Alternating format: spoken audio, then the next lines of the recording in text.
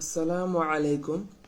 আজকে আমরা কোরআনের দুইটি আয়াত দেখব যেখানে আল্লাহ সুবহানাহু ওয়া তাআলা মানুষের একটি স্বাভাবিক প্রতিক্রিয়া, বিশেষ করে নাস্তিক এবং সংশয়বাদীদের একটি স্বাভাবিক প্রতিক্রিয়া সম্পর্কে তিনি বর্ণনা করেছেন।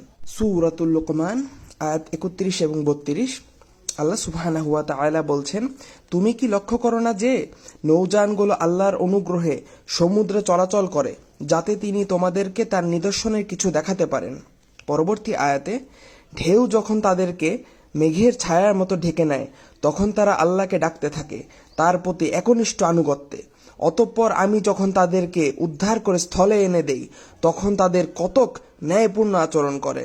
এখানে একটি লক্ষ্য করার মতো বিষয় হচ্ছে, ঢেউ যখন তাদেরকে ঘিরে ধরে তখন তারা ঠিকই আল্লাহকেই ডাকে।